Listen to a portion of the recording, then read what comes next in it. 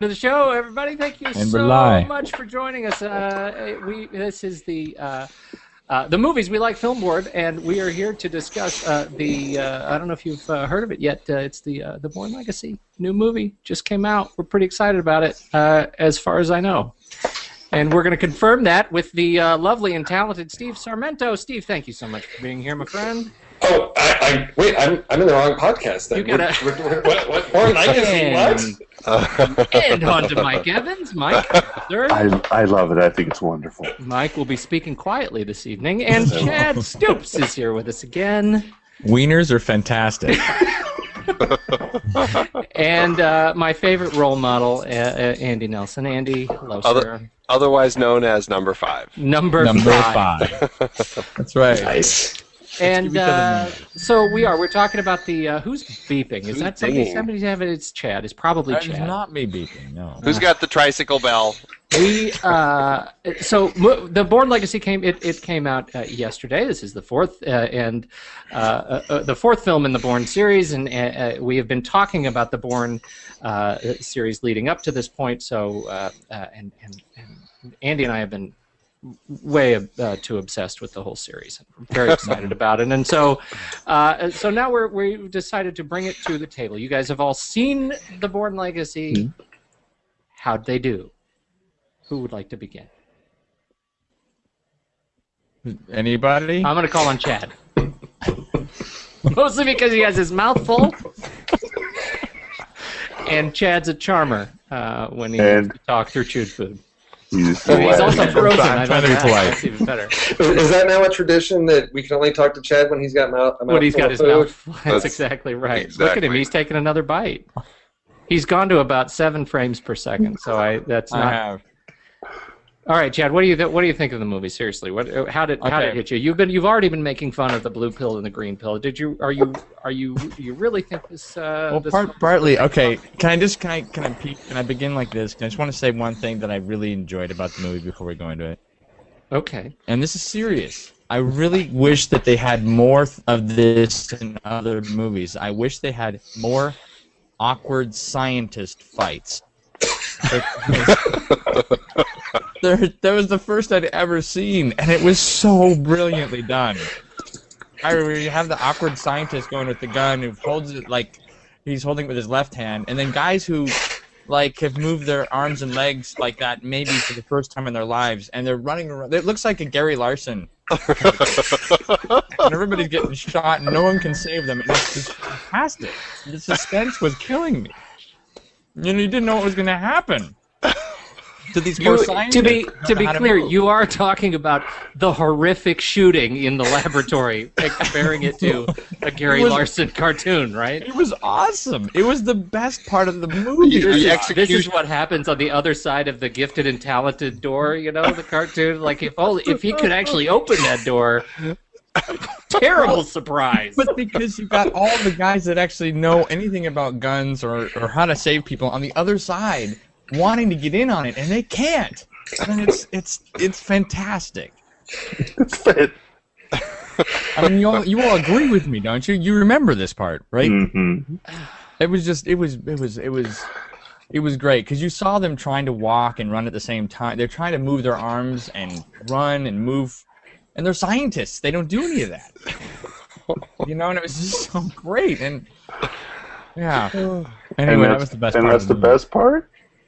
Yeah, let's. So there's nothing else to be said. Wow. I think that's it. That just sums it up, and we're done. That's awkward scientist fights. All right, so I'm keeping a whiteboard over here. Am I wrong in saying this movie is about a guy going after some drugs? Is that what the movie's about?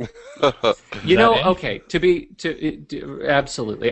That was actually our problem, and it was as we were talking about the film earlier today, which was the movie ends up being vastly more simple than the first 3 movies, and I think. Why are you looking at like that, Mike? Well, Did you just have a stroke? Well, it's like are you talking about just the movie, like just the action scenes and I need drugs and the little scenes between the guys? Because if you look at what they kind of opened up, and I think there has to be more movies that they're going to make for this to kind of close up this storyline. I think Jeremy Renner hopes so.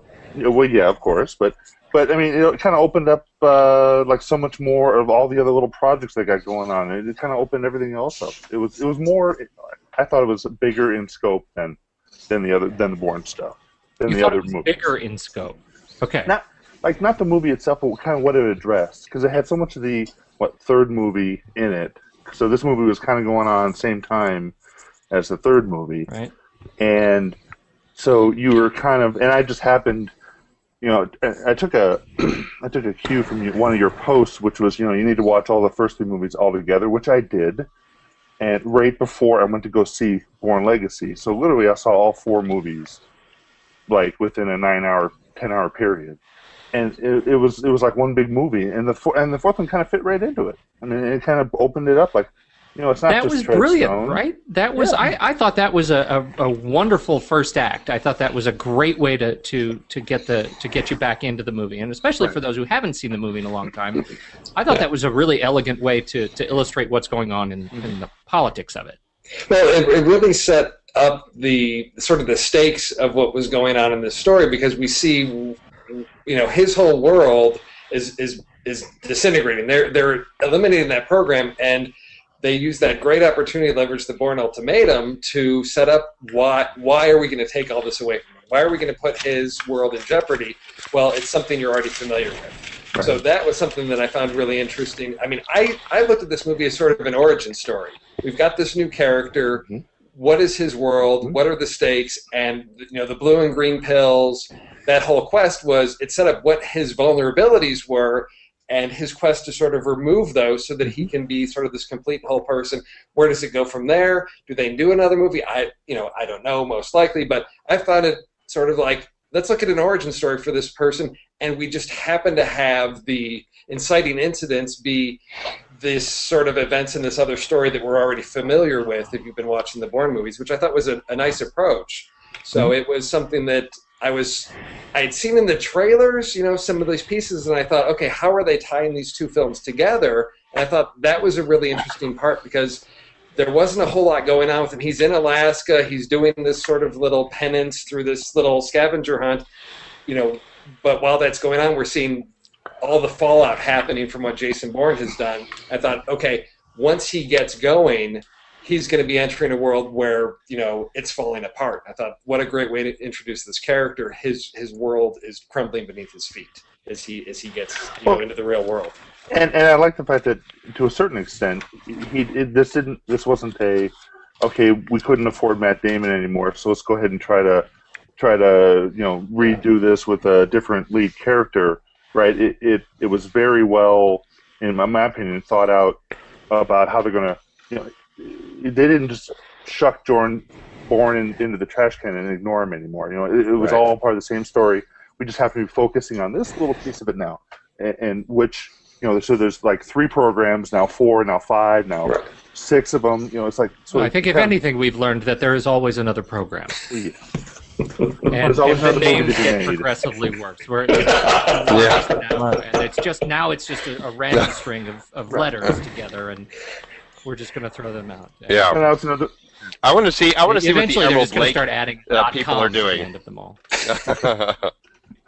Well, I mean. Well, I hear that's where they actually infused Wolverine with his adamantium shell. Right. Emerald Lake, right. At Emerald Lake. So now we have some cross-pollination of the universes. No. They're tying into the Wizard of Oz, Emerald Lake. Yes. Emerald Lake is wisely different world. Widely known as where the Emerald City was subsumed by the seas, and it was the original. So Edward Norton's character's code name is Wizard. Yes, right. So you see, there is this. I like the idea of this as an origin story. I think you're right. Mm-hmm. That was that was the interesting thing, and I actually made the comment that I think there's a. I mean, were there any other agents that you ended up seeing, being sort of kindly assassinated that you might like to see another movie about. I mean, that's sort of what they end up setting up, is here's a way for us. It's an interesting way to take on the franchise question. And I think that's really what this movie allows them to ask, is there enough to the series to allow us to franchise now a set of characters, if Jeremy Renner is not the only one, and I hope we see more of him out there, but is there a way to do this in a way that lets you be more interested in the political intrigue in light, or infused with the action, instead of just, or beyond just the guy trying to get his memory back? Is there enough story beyond the amnesia?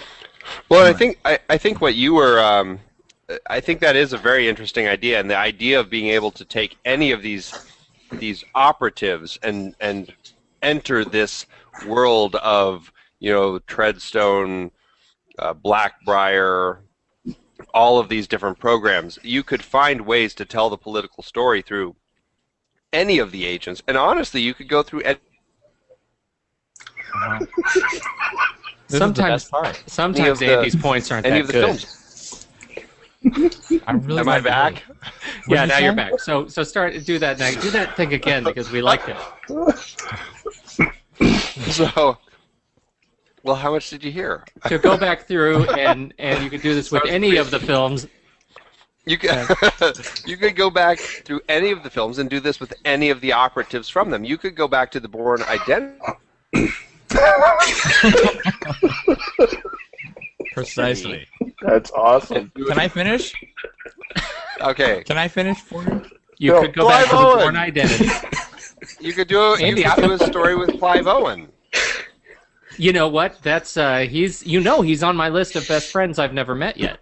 So we could easily go back and do a story with Clive Owen, and we could see, because he started in Treadstone back at the beginning with as the professor, Jason Bourne, and we could see his story. We could, like we were saying earlier this morning, we could go follow the Asian lady, the one who gets killed, who was in the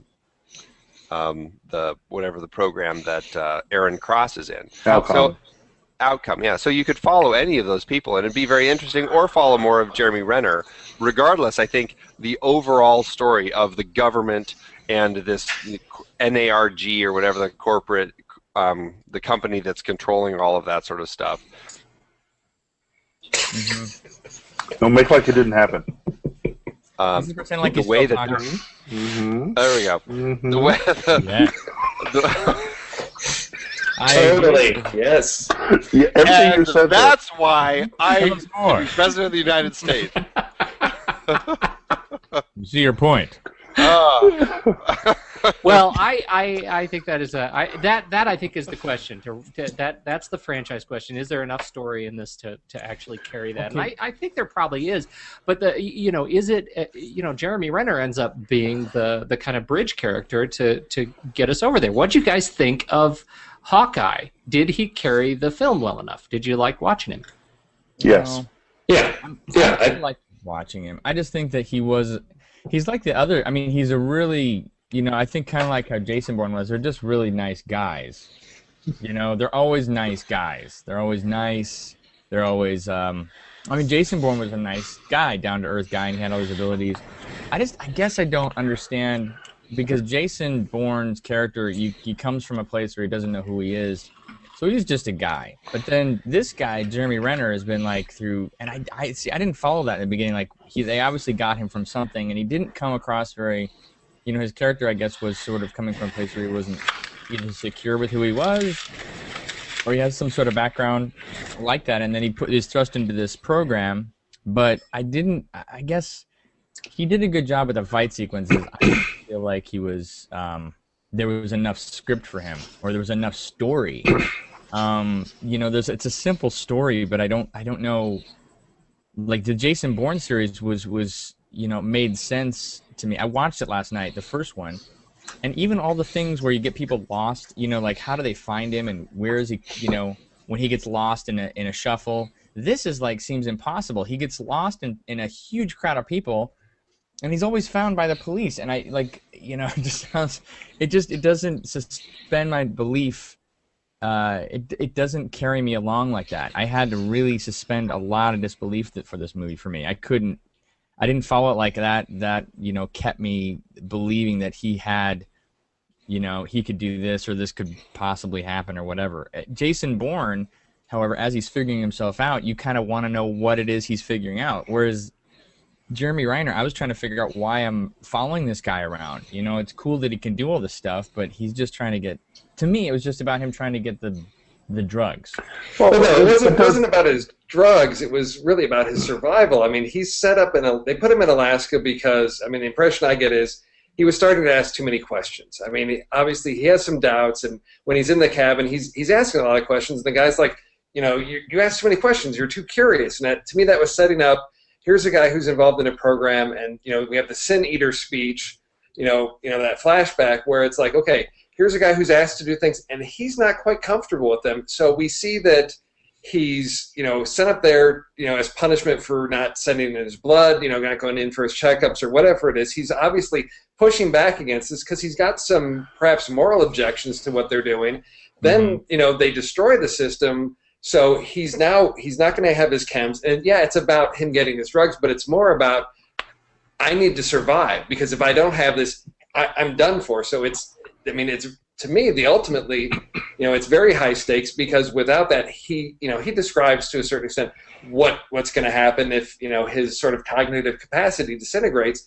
That's not a life he wants to live. So he's got to do what he can to survive. And I thought it was a nice arc of, I'm pushing against this to sort of get an understanding of what is it that I've really signed on for. Oh my gosh, now that's gone, I just need to do what I can to make sure I stay alive. And it wasn't about, some larger mission to benefit the country, or he's a patriot for him. To me, it was very self-interested. He's got that, when he's there with the scientist in the car, and he's like, okay, fine, if you want to walk, fine, because I'm going to just find the next person that comes along to get you, because they're going to be able to help me get the answers. And he's not as nice a guy as Jason Bourne is, and I think that's what sort of maybe rubbed people a little bit. I'm not Matt Damon, I'm not this nice, sweet guy. I'm a guy who just cares right now about making sure that I'm alive at the end of this. I think they had to be very careful with making sure it was not Jason Bourne, and it was not basically a drop-in replacement. Like, we could not afford Matt Damon, so we found this other guy. We're the same character, but just a different actor. I think they had to do a pretty good job about making it a different character and a different reason.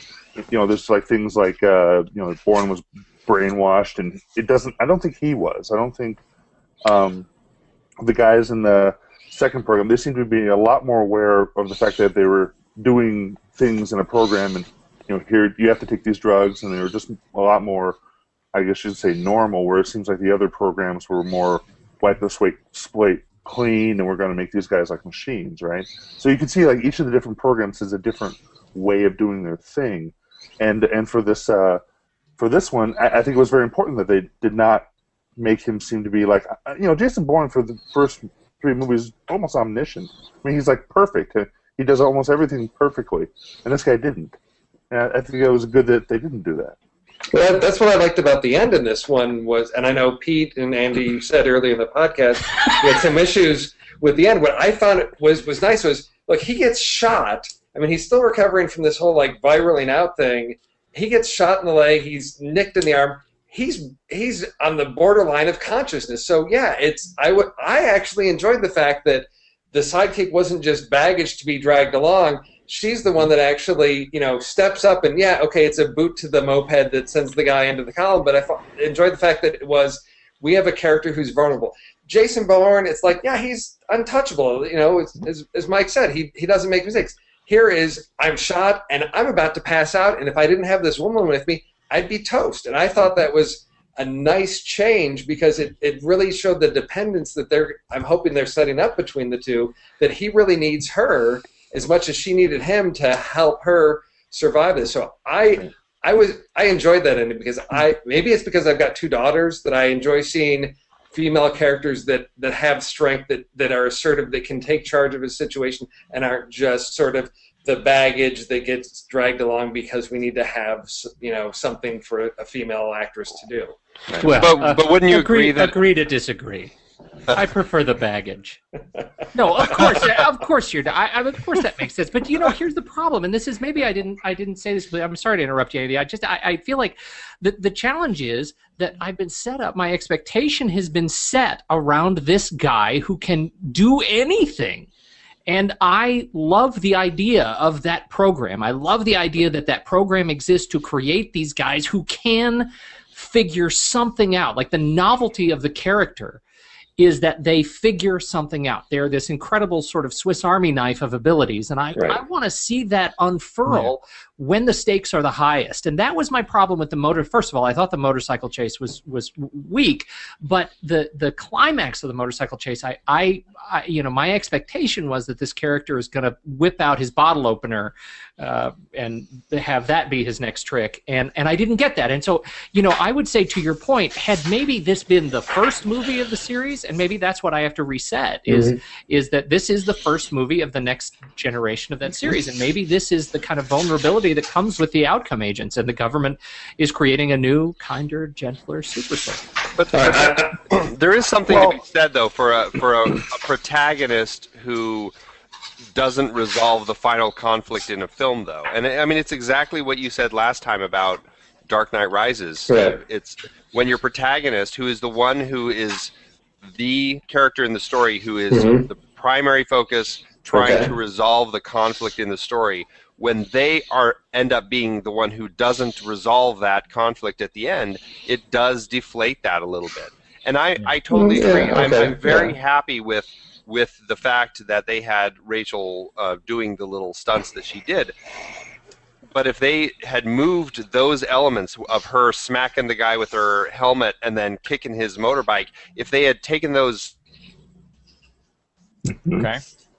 Yeah. Exactly. That was the point I was trying to make. Exactly. Yes. Everything you're saying right now, yes. Andy, can I piggyback on what you just said? Here's what I think about the woman. I think I can see both of the sides of this. If that had not been the only agent, or if that had been somebody else, like one of the cops, and she had done that to the cop. Okay. All right, I'll give you that. I think her doing that and kicking off somebody, and there have been other people that Jason had to fight to get to overcome his obstacle. For me, I think that would have been a more satisfying thing. It was cool seeing her do that. I was like, yes. But then that was the end, and I was like, no. And then they find the watch, and they give it to the weird guy in the boat, and that's how they get on. And I'm like, what?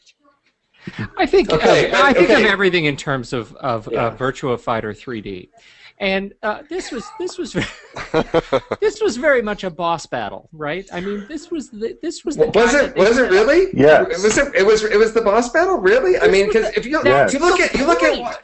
Oh, come on. Sarmento, that's the point. They set it up What was his goal? What was his objective? It was to get off his meds. His goal was to get off the meds. His objective was to run from the crazy Asian assassin. No, it wasn't. No, once he got off his meds, his arc was complete. Who is it that they're after? They're after her. Her whole story is, holy crap, this government agency is trying to eliminate me. That's her story arc. She resolves that. They needed him dead, too. They needed him dead just because he didn't know. Just because he didn't know they wanted him dead. Well, they knew he wanted him dead. They spent 15 minutes trying to kill him in the old house. Oh, I know. Wait. They tried to kill who in the old house? They tried to kill her in the old house. Right, and him because he was. They didn't even know he was there yet. They certainly found out. They found out, but at that point, he's an unknown entity. They think she's doing this on her own. And then Edward Norton puts on his big boy pants and says, "I need all the support staff to clear the room." Yes, exactly. That's when they're on the plane. They realize, holy shit, this is a big problem. We've now got Aaron Cross in the game. We need to pull. Oh, hey, what about Larks? We need to bring in this Deus Ex Machina to clean it up, right? Boss.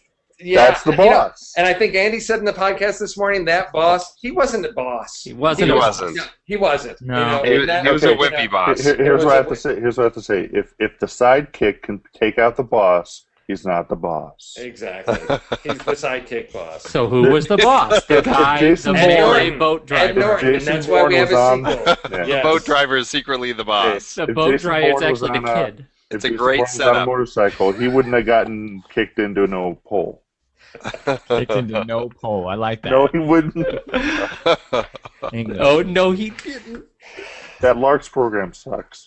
You need to go back to the drawing board, seriously. He really should have sent in the Emerald Lake agents. Right. That would have it all would have been done. They would have taken the plane out. The whole city. That's right. Okay, I want to hear how you guys thought of because this was the Brothers Gilroy who did this movie, right? We had Tony Gilroy and Dan Gilroy and what's his name? Is it John who edited? John Gilroy, Gilroy. Jimmy Bob Gilroy. John Gilroy edited the movie and took the visuals of this film in a new direction. I think that's a great opportunity to bring up our new favorite film gestalt, Chaos Cinema. Andy, I would first appreciate it if you could introduce Chaos Cinema. I don't think I should. And then I'm really excited because I know how excited Steve is to talk about it because it's the new thing that he's. I'm happy to try. I'm sure I'll only make it through about a third of the conversation about it. So, this would be a great time for your wireless to lock up again. Just stop right there. Exactly. No, so Chaos Cinema, for those of you who are tuning in, is the whole notion or definition or theory or whatever you want to term it of using a camera style that's very shaky, like the shaky cam. The editing style is a very fast cut. It's very hard to tell the geography within the scene. Somebody falling over? Sorry, I was getting my notes out, my prepared rebuttal. He's got Points of Chaos Cinema. Excellent. Right here. So it's using this style to in film to enhance and excite an action scene. What it does, though, is it means that the viewers can't really tell where they are in context of the location. But in an action film, it is very exciting, and so that's, I guess, the long and the short of it. But as we said earlier, Pete, this film really does not use the Chaos Cinema idea so much as it does more just, I guess, the intensified continuity. Well, and I think I think if I can add to it, I don't know, Steve, I can't wait for you to have your platform. But I think the challenge that we have is that we are calling it something new. We're calling it this Chaos Cinema. That this was sort of a made-up kind of a term to encapsulate this sort of style of film, or calling it a style of film in the first place. That we have this that we're sort of manufacturing a new genre of film. And right. Yeah, I mean, I don't take issue with his description of what he's calling Chaos Cinema. I mean, I think, yes, we have, you can see examples of the faster editing, the shaky cam, and all that. And yeah, that is occurring. What I take issue with is when he calls it sloppy or lazy, or is saying that it's like this new I mean, it's a new. I think of it as a film vocabulary. Is what it comes down to is, given the tools and the technology that filmmakers have, they now have a different way to express the frenetic action that happens in an action film. Like I said in an email I sent you guys, if Alfred Hitchcock had like the little red digital camera, I think movies like North by Northwest would have looked very different. The technology at the time of these classic films, we're talking huge cameras where you can't. You've got one or two cameras, you set them up, and, we're in that transition from the theater to cinema where the audience is used to, we're going to sit back and watch this tableau sort of play out before us, and the cameras could capture that. Now the cameras have gotten smaller, the technology for editing has allowed them to make those faster cuts, and that's a transition. It's a new vocabulary that filmmakers have for telling their stories. I don't have a problem with that. Sometimes it's done very well, sometimes it's done very poorly. I take issue with the fact that he says it's sloppy or lazy. To me, it's an insult, to not only Michael Bay but the crew on his films. The amount of time they spend setting up those shots to say, "Oh, this is lazy or sloppy filmmaking," I take issue with. I blame the writers. I think if you use those tools that. If somebody else shot Michael Bay's films, Transformers and all those, I think they'd still be bad films. I don't think it's the Chaos Cinema that makes them bad films. I think ultimately it's the scripts that make them bad films. Does it add to the confusion? Does it add to this being able to set them aside as lesser cinema? Perhaps. But I think time will tell. How this new style holds up. An example that I give is Faulkner and Mark Twain.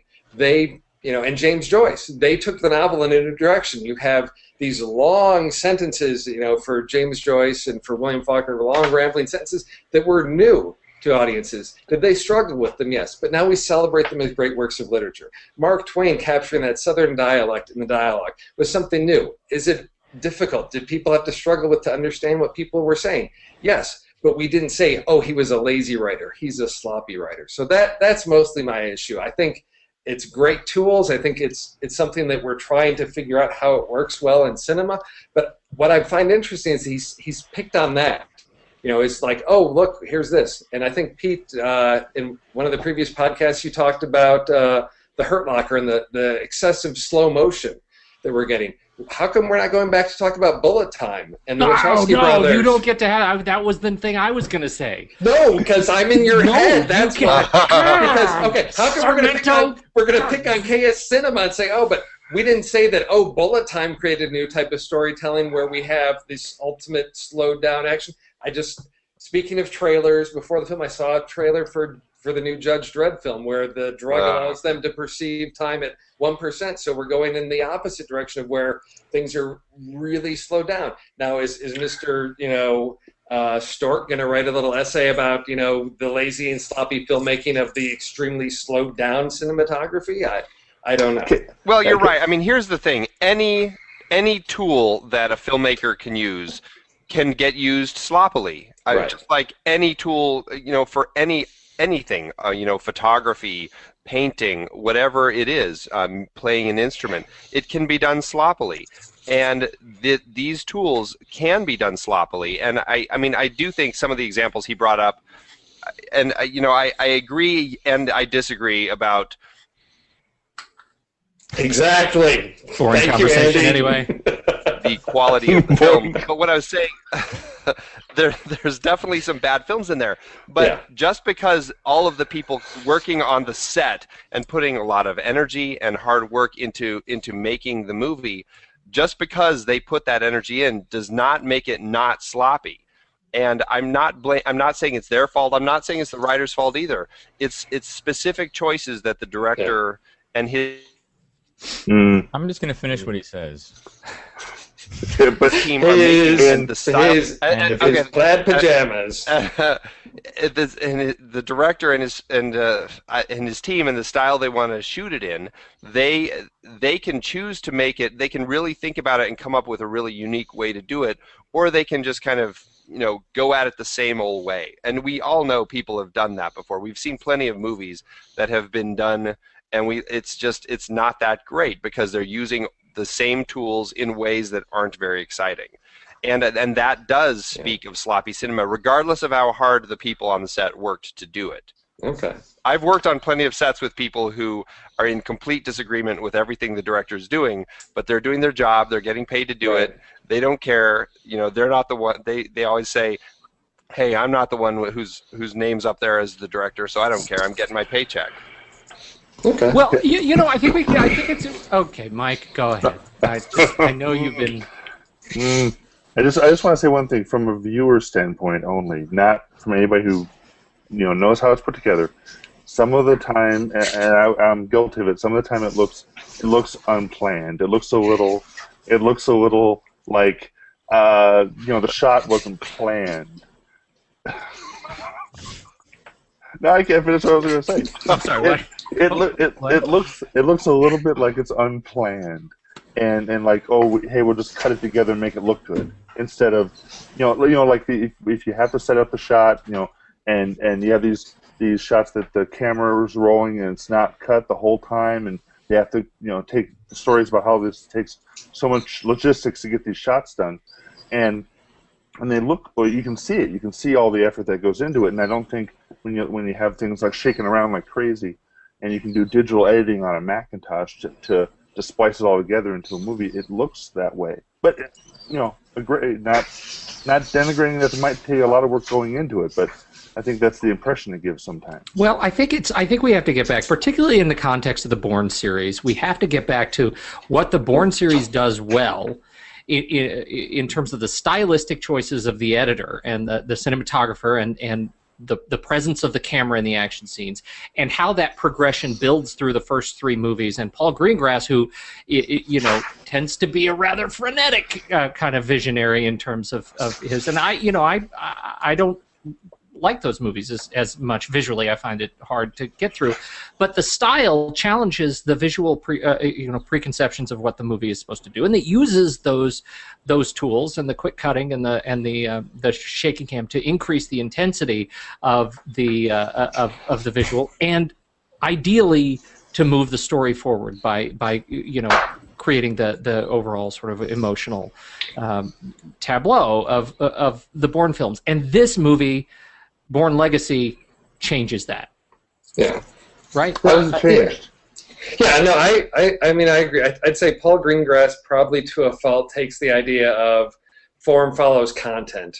That idea of like, if this is a chaotic thing, then my filmmaking is going to be sort of chaotic and frenetic and disorienting. And that's the idea behind chaos cinema. I mean, I made it, an intentional effort as I was watching this to sort of pay attention to the camera work, knowing that had been sort of a theme, through the progression of the Bourne films. And I did notice, that there were some shots that seemed to be a little bit of the handheld and the camera following on. Not as much, but it did. I would say probably it went back to Bourne Identity, sort of Doug Liman, sort of that style, where I wasn't completely disoriented, but it still brought me in. So it's that sort of enhanced or intensified continuity piece of this where it kept it there. And I think, Tony Gilroy made some nice choices in that to keep it as an action film, but to also allow us to have our bearings in a film, because this is a case where he's telling a really complicated story, so we really have to be paying attention to what's going on. And if we start to get lost,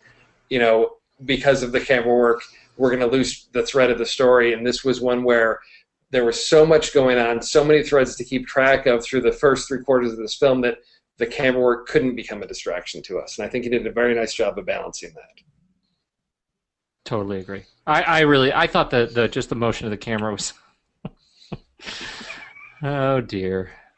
Oh, Chadd. I thought the motion of the camera, I thought the overall sort of visual components of the story ended up really being really quite elegant, and you didn't get as many of the just completely random insta-rack zoom shots on Jason Bourne's face. You didn't get any of that stuff. It just doesn't make any sense. And I think the way you put it, however you put it, was really good. The form follows. Whatever. It was good. You should trademark. That's it. There we go. Yeah. What are we saying? I don't even know. Chadd and Mike, how do you guys feel about the chaos cinema theory? You know what? Andy and I actually had an argument about this. That he. That's full on Michael Bay. There you go. Inappropriate. I felt drawn into what Steve was saying. Hold on. So Andy and I had an argument about, a disagreement about the fight scenes, because so the movies have been over for a long time, and if you don't watch them back to back, you kind of lose all the little details and things. And I had the impression that the apartment fight scene between the two agents in the first movie was very well planned, and lots of set. That's not my fault. No, that's me. Lots of set shots, and was finding and something I didn't like about the supremacy and the ultimatum was the fact that there was a lot more. The fight scenes looked like there was just like ADD all the time, and we actually watched them back to back, and they looked almost exactly the same. Which so I was proven completely wrong. But the fight scenes are the ones that sort of seem to exemplify that the most, where they're just shifting back and forth all the time, when elbows and knees and stuff like that, and it looks sometimes you lose track of what's going on. But when you watch them all back to back, they're all basically laid out the same way. Well, I'm really interested, Andy. Do you happen to remember off the top of your head where was that guy's website where he did the shot the shot length analysis? Off the top of Andy, my head. are you even here anymore? Oh, there you are. All right. It was the cinema something. Cinemetrics. Cinemetrics. Yes. I am Yeah. very Listen to the interested podcast. in how I know. I'm very interested in how this film lines up. I think probably the assertion is right. I think it will be, when we look at the graph of legacy versus identity, I bet legacy comes out even longer. I think it would come out longer than the last two, but I think it'd probably be on par with identity. For which? The fight scenes? For shot length, just sort of average shot length. Yeah, average shot length over the whole course of the film. I think that's worth $5. Unfortunately, until it's out on home viewing format, we're not going to be able to find out. I'm gonna write up $5. Andy's gonna owe me $5. I'm looking forward to it. He's looking forward to to that. Chad, Andy, I said that you'd bet him $25. You have to replace Andy's voice with Morgan Freeman. I raised your bet. Here, Chad, you talk. I want to bet you $1,000 of my own money. Money I put away from my daughter and my son for college. That is not Morgan Freeman. Oh. I'm going to put away $1,000. Yeah. On my visa. On my visa. Visa. Everywhere you want to be. It is unfortunate that Morgan Freeman wasn't in this movie, but I think everybody else pulled their weight pretty well. What else stands out to you as a reason to? How does it? So I don't think anybody has really said, how does this movie hold up against the last three? Is it better? Does it move it forward? Are you excited about number 5, or could you be done? Are we talking about number 5, the character, or number 5, the next movie? I just totally messed you up. You just played with my mind. I did. No, the fifth, a next movie. I mean, is this something? Is this franchisable? Are you ready? I just want to say, and I know that I mean, we're talking about the chaos theory. I don't know any of that stuff, so I had no comment. If I added a comment, I would be lying because it wouldn't have made any sense. But I can say that watching this film, it was not. I mean, you could add another thing onto it and everything. I think if I had watched this film and not watched the other films, I think it would have had something more for me to watch. I think I was expecting more. I think because there was so little going on for me, it just didn't seem like a lot. It seemed like they were lacking, and I think they didn't give Jeremy Renner. watching him from an actor's standpoint, I think he did a great job, but I felt like it was the character. His character wasn't as rich as Jason Bourne's. Jason Bourne had a lot. Matt Damon's character had a lot he can play with. He's playing a guy that doesn't know, and he's trying to figure out who he is, and there's just a lot going on. This guy already knows who he is, and he's just got one mission going on. And so it's sort of I think for the people who've already seen the Bourne series, this is a different thing going on, but I think it's hard to go, to associate it with the Bourne series, because the Bourne series was all about this guy trying to figure out who he was, and we were along for that ride. This ride, I didn't know what ride I was taking, other than it's another agent guy. And we'd seen those other agent guys, and yeah, I want to know what those guys are like, but I think it's hard, including Jason. I mean, I felt like at one point, when they had filmed all those movies with Peter Sellers back in the day for Pink Panther, and then he died, and then they continued making movies. Now, Matt Damon's not dead, but it seemed like that kind of thing where they're throwing in like Peter Sellers' like image around this movie. And I understand it's between the two movies, but that kind of made me think like, well, wow, I wish I was following Jason Bourne, because it seems like he's got something going on. And we're still stuck with this guy, and it's not Jeremy's fault, but that's a really good point. Like, know. if you find yourself when you see Matt Damon or Jason Bourne's picture on the news, and you really wish you were back in that storyline, you know that they've missed something. Well, okay, so let me ask you a question then. Did they name the movie really incorrectly? I think so.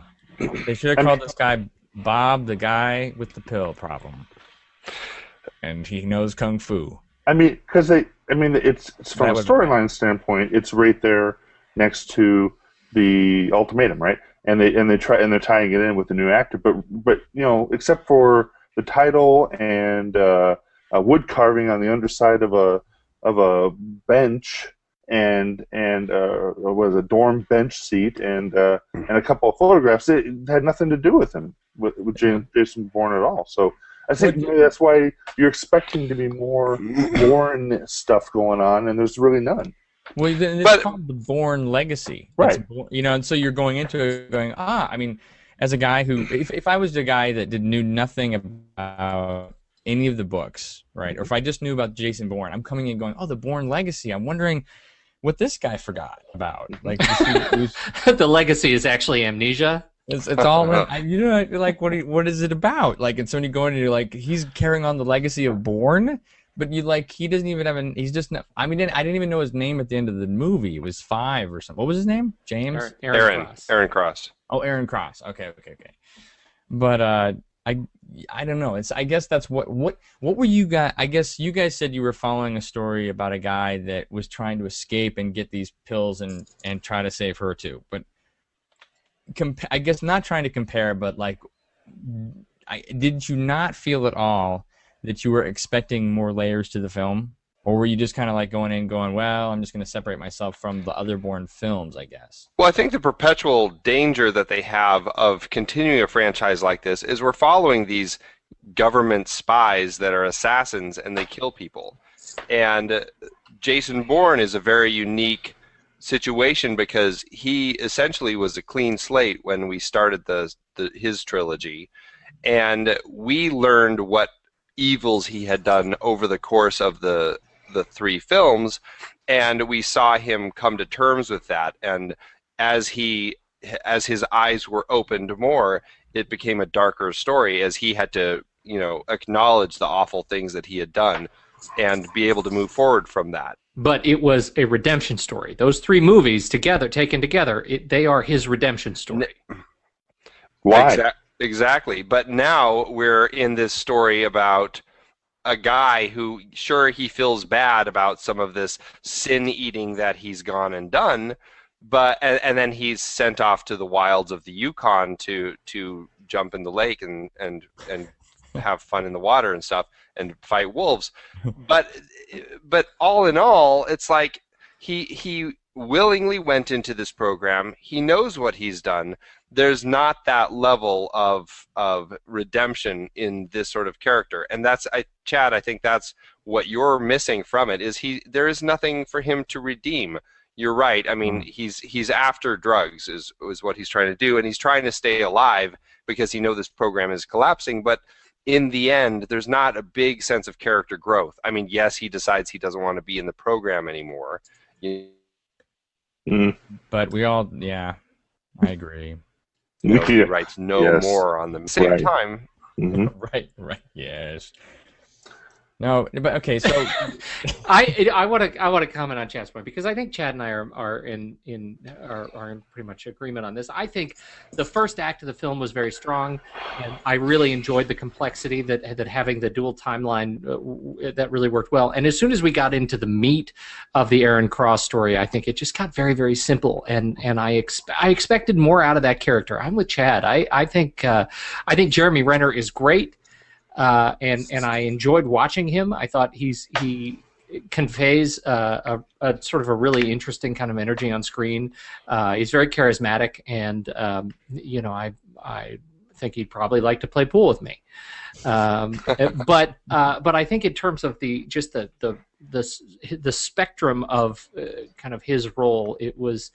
I just think the character was poorly executed, and it was not given sort of enough challenge through the course of the second 2 acts of the play, of the story. So are you guys? So here's the problem again. The name Bourne Legacy is the movie, right?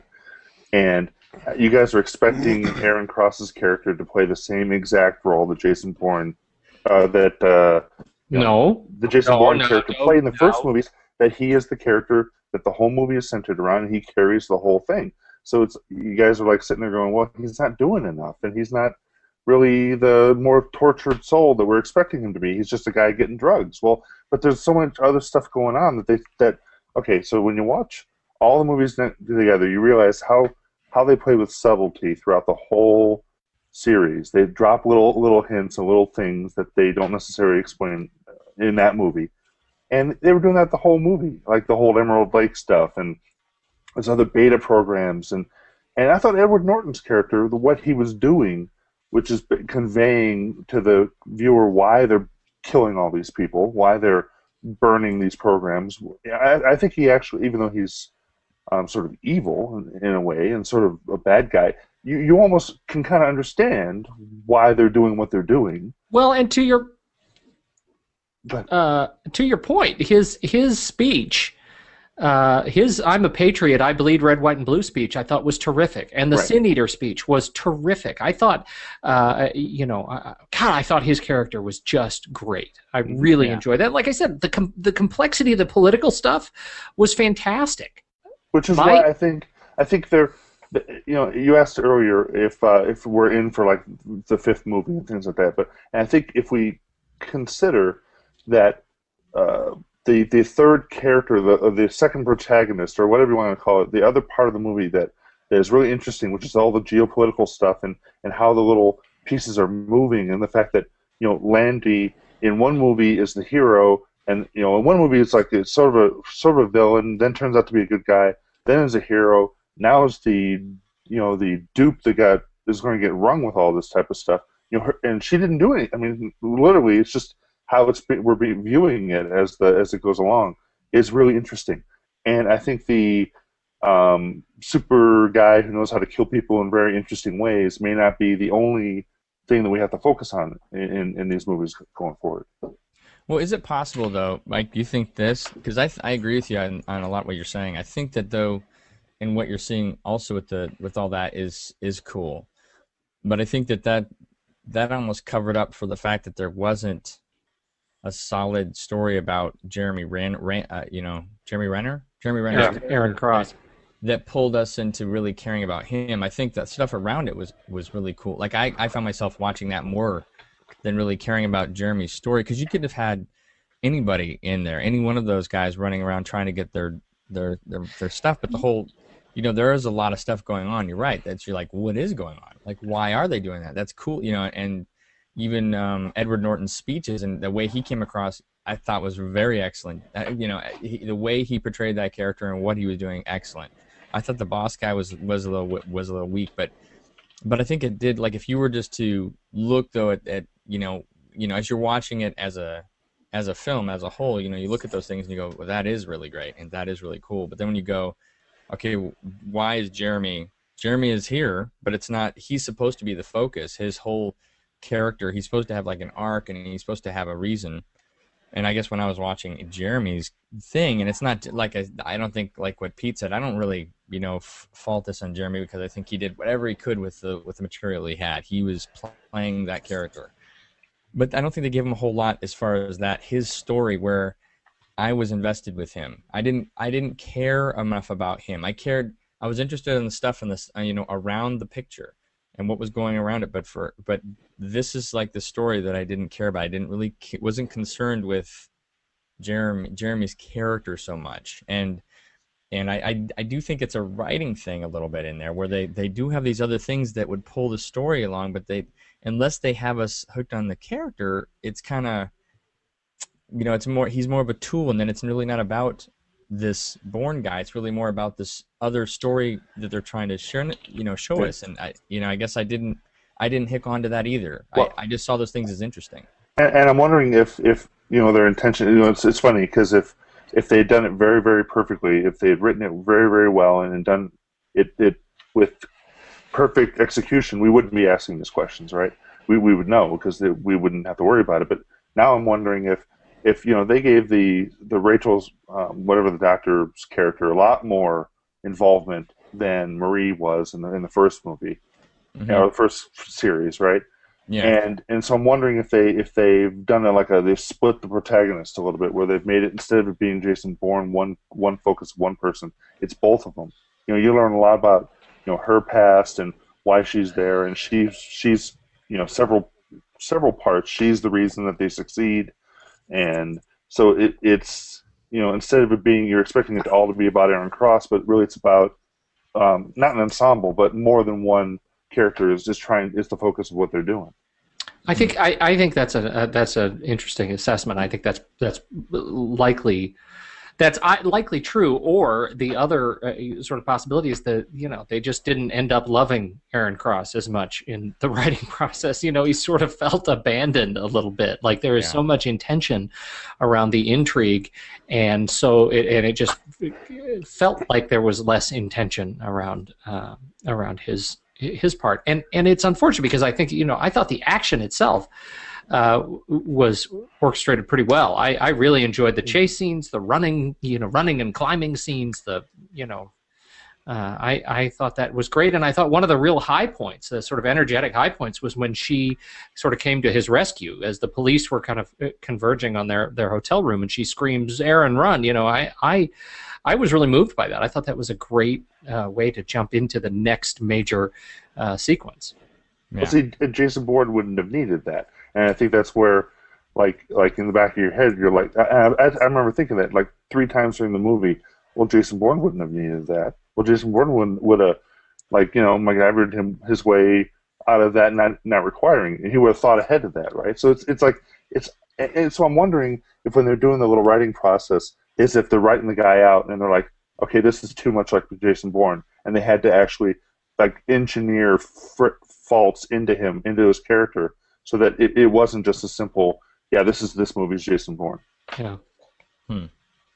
So he's not the super soldier that Jason Bourne was. He does need help. He's just a guy almost. Yeah, I think what you're describing, for me at least, and maybe I don't want to speak for you, Chadd, but for me it's this issue of the expectation was set with Jason Bourne, and that's what I went in expecting.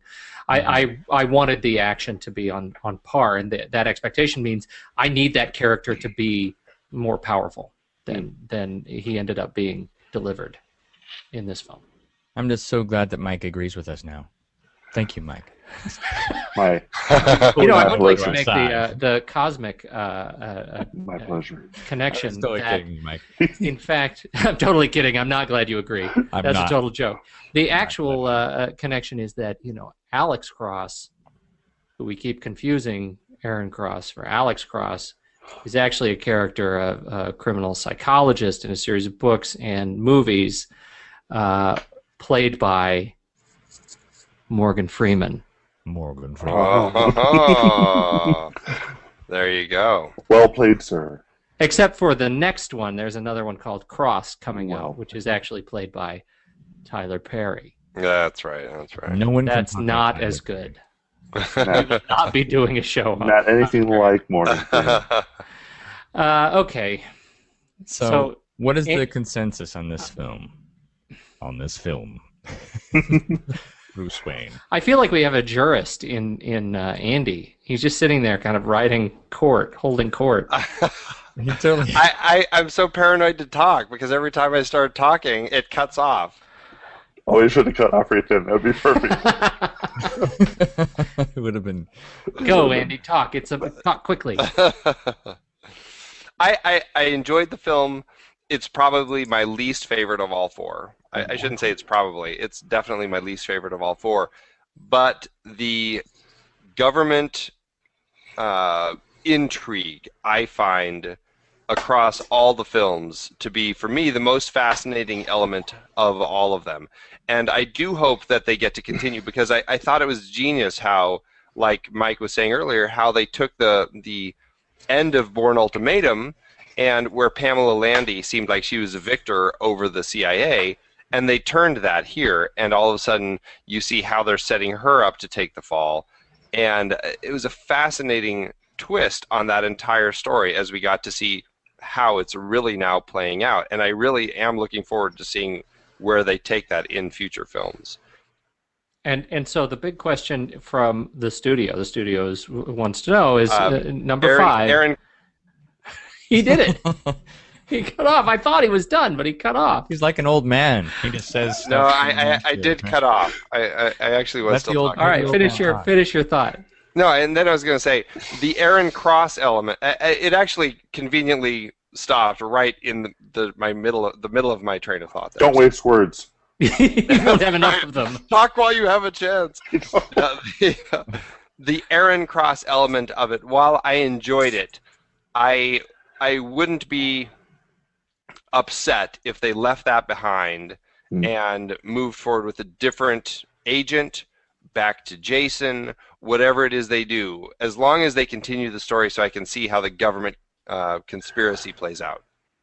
You know, the Alex And I'm Aaron done. Cross. Aaron Cross did a good role in if you look at all the movies, you know, in number 5, whatever, he did a good idea. He gave us a different viewpoint about, because you know we're always focused on Jason Bourne and his all his life and his world. It was interesting because you went outside and you saw how this program works differently. So, you know, Jason Bourne was waterboarded or whatever, and this program did the drugs, and you know, it's interesting how each one of them has different little, you know, attempts to make the super. Yeah, so it was a different viewpoint. Like I said, they were more aware of their program that they were in, so you got to see more of the behind the scenes work. Again, a Wizard of Oz reference, but you know, you get to see the stuff, more of the stuff behind the curtain. But so, and I think what it did is it set up the next movie very well. And I don't think it has to be Aaron Cross to be the protagonist. I think we could do something. I don't know who. Well, maybe Edward Norton's the protagonist for the 5th movie. That'd be fantastic, right? It's actually the whole next movie follows Jelko Ivanek. It's a totally different timeline. Okay, what I think they should do is a Where Are They Now movie. So after they all leave, you know, one becomes a masseuse, and the other one's teaching school. It's a documentary. Yeah, but it would be a short movie. Now? But it would be a short movie because They're all almost everyone in the movie dead gets now. killed. That's right. They're all dead. I mean, they'll be able to find them. They can find these guys unless they're on the moon. I mean, they could be. It was the old lady in Singapore that ratted him out. You got to, you know, the lady With the laundry. That's Right. totally it. Yeah. She was okay, I haven't. pissed. Yeah, she's horrible. And okay, what about the? I did not understand the Asian lady, whatever her name was, that was going. That said, you know, we're getting rid of these the blue and green pills, and we're gonna give them these yellow pills now. Mm-hmm. And then the next thing you know, you see these other agents die, and then she's dead on the train. And I'm like, is she an agent, or did she just eat one because it looked like candy, or what? No, It looked like Mike and Ike. No, there were she two was Asian. the agent. Yeah, One was the agent. One was the handler. handler. Yeah. Yeah, okay, so she was No. an agent. Yeah. Yeah, She was Okay, number. so She was number 2, 3. 3. So, but I've never seen. No, the guy in the snow was number 3. She was number 1 or 4 or 6. Whatever.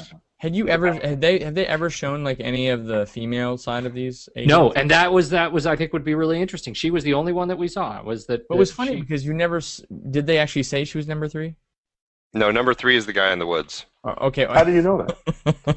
Because that's how Who's he's on listed in the first? credits. Who? Number No. 3.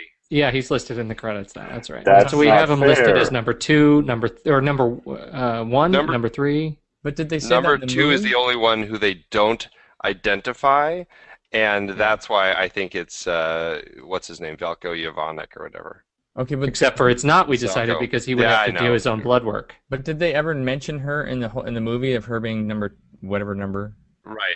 Well, Right. I just think we're supposed to know Yes, because it was she had her perfectly- It pills. was perfectly clear to me that she was the agent. Yeah. Yeah, but it did. It was clear that she was an agent after obviously she took it, but it was totally like out of left field for me Because they're used been to a seeing child. dudes. Because Because she was an Asian child. could have been like a 4-year-old on the bus and he's got a bloody nose. And we're like, wow, he was number 7. This could have gone down the line, you know, just like some 80-year-old man and he's bleeding and. I mean, I don't know. I just didn't. They didn't show there was no showing her going off to her job or doing anything. She's wearing a dress. she's that in was- disguise. She's that was the whole- undercover. That was the whole thing. I really would. I would love to see a Bourne film that follows a woman agent. Maybe her story, all the way up until she dies in the train, and we know she dies. Her story ends. That's how it ends. Is just you see a train. Okay. All right. So. Yeah. And a gold watch. You know what I think? I think they missed a big moment in this film when the big reveal happens that Aaron Cross is alive. When they realize that, and they realize that it's him on the plane with her. They missed a big moment when Edward Norton could have said before or after he kicked the support staff out, he could have said, "Number 5 is alive." Oh my God. Okay, I could smell that coming a mile away. We waited I had to finish. It didn't cut out for that one. I know. That. Why did it not cut out for that? That was awesome. All right, so what are you guys excited to see next? That's coming out for the remainder of the summer. What are you looking forward to? The Cloud Atlas. Cloud Atlas looks awesome. I don't think that's a summer movie. Whatever. Is that December? That's what I'm waiting Whatever. Shut up, Andy. Why don't you go get cut off again? Whenever that thing is coming out, I'm ready for it. That looks fantastic. The Wachowskis, and let's see, Chadd, is that the one you're looking for? Oh yeah, That's it? I mean, I don't know. Weekend at Bernie's 3 might be coming out, I think, and I'm really looking forward to that humor. Andy? With Morgan Freeman. With Morgan Freeman as the narrator. Bernie. Andy, we talked a little bit about this. What are the next? What are the remaining summer films? We've got The Words. Well, coming up, the rest of August is The Expendables 2, Paranorman, Sparkle, Whitney Houston's final film, The Odd Life of Timothy Green, Cosmopolis, Robot and Frank, which actually I think looks amazing, and I cannot wait to see that one. I think Robot and Frank and Cosmopolis are high on my list. You're interested in Cosmopolis? I am. What's Cosmopolis? I would see the it longest limo ride ever. Yeah. Exactly. I would see it because it's David Cronenberg, although I'm not hearing good reviews. It's just sketchy with Cronenberg, but that's why I'm going to see it too. I like it. A lot of the Bergs I'm a big fan of. The Soderbergh and the Cronenberg and the Spielberg. I tend to see all of the Bergs. Do you live in a Berg? You have no idea. Very Jewish. It's actually called a suburb. Suburb. So I'm very interested in that one, but absolutely Cloud Atlas, and I guess that's it immediately for August, and then summer is over and we're into holidays. What were we going to say, Chad? Well, are we going to try to do? Are we skipping fall entirely? Yeah, we're skipping fall. Pretend it doesn't even happen. Straight from August to December. Then don't even worry about. I like to move straight on to Arbor Day. That's true. I'm a big tree person. You really are. Okay, wait, no. What Just about like Timothy Green. What about The Hobbit? I was going to just say that. The Hobbit looks like it's going to be really cool. I know it's December. Are you guys interested at all in the whole frame rate debate on The Hobbit? What does that mean? I'm interested into what you have to say. I'm fascinated by it. What do you mean the frame rate? The 48 frames per second? Oh, is that good? I good thing? had read somewhere that that's just because of how they do it in 3D. Well, I think it was the way I understand it is, most of the and Andy should probably be the one talking about this.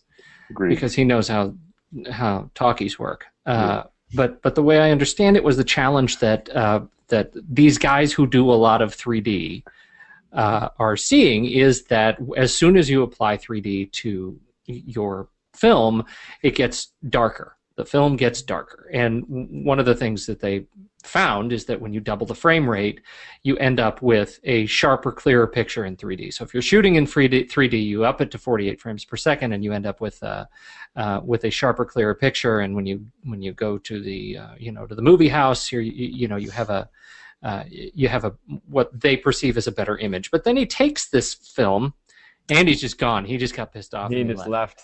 So he took a clip to Comic-Con and played it, and the audiences didn't like it. They said it was too real. It looked more like video. It looked more like a soap opera. Do you ever watch anything on the BBC? It's all absolutely. You watch like movies or shows on the BBC, and it has that same. It feels like it's real time. It's that hyper real, especially on a large television. You end up feeling like you're in the room with them, and that is Andy just texted me. The internet just died at my house. So, well, Andy may very well be gone for the night. So it was gasping for air and wheezing for the last hour, and now it's look, finally just expired. Well, so the real issue is that the audiences didn't like it. They didn't like the hyper real feel of it and reacted negatively. Got some bad press, and he came back and said, "You know what? I probably showed it to you prematurely. When you actually see it finished, when you see the finished effects, you're going to love it. It's great." Well, now he's backpedaled even more, and he said, "You know what? We're actually going to down-res the frame rate before we go into wide release for this film. There will be a limited release of the original resolution frame rate of this film, but not every market will get it. So there is a chance you won't see it in the frame, because many theaters, the projection equipment ends up having to be upgraded in order to deliver this film. And so that has become a challenge, and I'm frustrated a little bit by that, because I do want to see it in the higher frame rate. And you do want to see it at 48 frames per I second, do. what you're saying. Yeah, very much. Very much so. Even though they said that it didn't turn out. I think they're all purist hippies who are responding to that, and I think they. Go on. I don't even know. That's not a thing. That's not even a thing. I just threw words together. If it's a thing for you, then it's a thing. I think people need to give it a shot. I mean, to me, it's the shift from standard def to HD. And did the people at Comic-Con watch it with 3D glasses on? I don't believe so. Okay, because here's the thing. What they were talking about is that they're doing it 48 frames per second because you're getting 24 frames per second per each eye. So it's not 48 frames per... It is 48 frames per second for the whole film, but because you're doing it in 3D, each eye gets 24. So if you're watching it, if they basically un-3D'd it and showed it, what you're seeing is, double frames per second than what you would even what you're going to see in the 3D version in the theaters. Well, and what that means is it really is just brightening the image, right? Yes. Even more a brighter, crisper 3D experience. Right. Which is fine. Yeah, it's great. It's something about when they the interlace it or whatever. The way they do the modern 3D without the red green, they do it with the polarizing. Yeah. Right. So what they're effectively doing is you're taking 28 frames per second, and each eye gets 12. So each eye gets 12 frames worth of light, which is why it seems darker. And so the 48 ends up giving you the original per eye. Exactly. For each eye. But if you were to look at it in without the polarized lenses, you'd be seeing what you'd like to see on the BBC or something. It'd be like real time, and it would give you, it's uneasy if you're expecting a film and you see like TV, like a newscast, type of frame rate. It's the thing that gets me is that at this point where they are for the Hobbit, at least part one, the Unexpected Journey, is that they're, in order to deliver this movie down-resed so that people don't freak out, they actually have to. It's a fairly complicated process, because it's not just dropping every other frame; it's dropping every other frame and then adding an artificial motion blur to each frame, to the interstitial between each frame, in order to make it look like it was originally processed in 24 frames. So, I saw the video blog for the Peter Jackson's production company talked about filming in 3D and how very complicated it is and very expensive it is to film in 3D, because they had to film it with two separate cameras. That one of them was shooting forward, one of them was shooting through a mirror, and it was pulled back a little bit so that both of them were eventually filming through the same image. And it was all this complex rigging and all this stuff they had to do to make it. So it's almost depressing that now they have to go through all this process and all this effort to undo it. Yeah. And expense. I mean, this is it's not a free, easy process that's done at final render. I mean, I think it's a big deal. And so I think if you're watching it 2D and they just leave it 48 frames per second, it might be a little disconcerting. I think if it's 3D, I think I almost have to say trust the guy. I mean, we all kind of like what he does. That's totally my take on it. And if he does it, then at least give the first movie a shot, and then tell him to fix the second, third one, or something like that. It's a little depressing. Yeah. So Pete, You want to see it in 3D. Yeah. And you're thinking that they're not going to show it. No. They'll show it in 3D. They'll just show it at the original 24 frames. Original 24, and you're thinking that. Or at the standard 24, so people don't freak out. I think it's going to be fine. Yeah. Movie theaters are always complaining about when movie producers and directors and companies do these sorts of things because they're the ones that never get the jelly sandwich at the end of the day. who have to pay for all the upgrade. Right. That's right. Sandpaper. Well, and that's to that point. So there. That's why, when you hear James Cameron and Peter Frampton and Willy Wonka. What's his name? Peter O'Toole. You're right. Hammersmith, Peter Jackson. Right. They when you hear these guys, they're saying, what they're saying as the filmmakers is that this is the future. This is the future frame rate. Get ready for it. We're going to 4K. We're going to 8K. We're going to 48 frames. This is it. And so, you know what, Cinemark? You know what? You're just gonna have to upgrade your theaters. This is just the way it is. And I really believe that we need these guys to push the delivery forward, and that's the market answer to this problem, and that's why it frustrates me that Peter Jackson has in a way I get the feeling that he sort of caved to industry a little bit, and I think that's unfortunate. So Peter, what you're saying is popcorn is going to cost more. That is the problem, but it will be kettle corn in more theaters. Hey, kettle corn's good. You can't be sure about that. I have that Right now? here. Well, not right now, but it's right. You should come back and we could go eat kettle corn. We don't even have to go to a movie. We don't have to have a reason. We could just go and say, I don't have a ticket. I would just like some popcorn. And we also have kettle corn. You're not the only people with kettle corn. We have kettle corn. We have three flavors. I don't have 3 flavors. Yeah, we got the original kettle corn, we got the cheddar cheese, and we got the caramel. And we have the fried scorpion kind.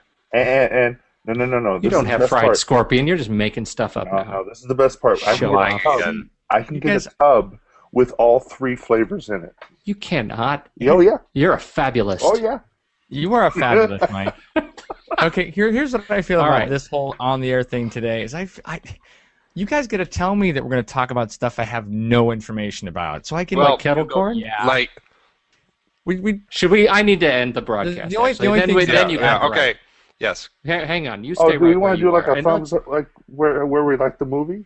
Yeah. Okay. Let's do the thumb thing. Yeah. So you like the movie? Everybody like the movie? Do we have to count? Yeah. Okay. I'll give it a. I mean. Yeah. Give it a right in my ear. I'm a 7. It's good. Chad, where's your thumb? Get your finger. Yeah, right. Where's my thumb? I've been sitting on it for an hour and a half. No thumb. All right. I think it's a good film. Let's talk. No, it was okay. It was probably like there. Oh. It was half down. Chad, if it was about just everything around it, I'd be going like maybe there. That's dark, man. You're dark today. I think it's great. Mike Evans, where would you like people to find you? Do you tweet? Are you tweeting? No. Then I'm just in my chair. Pretty much find here.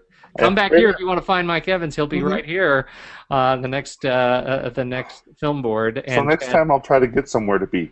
That's great. Chadd Stoops, where can people find you, my friend? ChaddStoops.com. I'm actually going to be next week. For those of you that are in town on August 22nd. What town? That town would be L.A. Los Angeles. That town would be L.A. Thank you.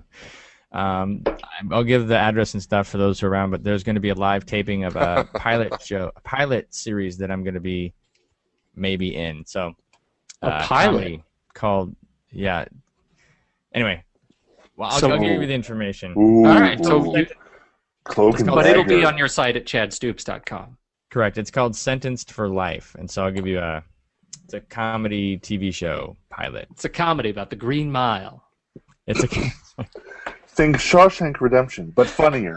funnier and longer. That's fantastic, man. Congratulations. I look forward to checking that out. I might have to just. When is it again? What's the date? August 22nd. Oh, okay. All right. You're not going to be around? What? No, but the week after I will. We need to talk. Oh, are you? I'm coming down there. Yeah, I'm excited. About time. Papa Peter came down. Yeah.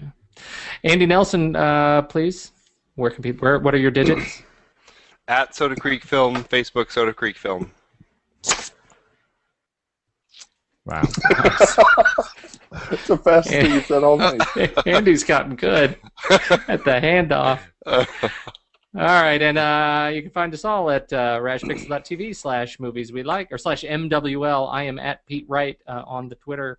And if you want just show updates about when all the Rash Pixel shows, you can follow just at Rash Pixel on the Twitter. And updates go out when shows go live. So thanks for joining us, everybody. It's been a little bit on the long side. I'm sorry, it was Mike's fault. Andy did his best to keep it short. I tried cutting myself off as often as I could. And we'll catch you next time on the Film Board Fan Chat.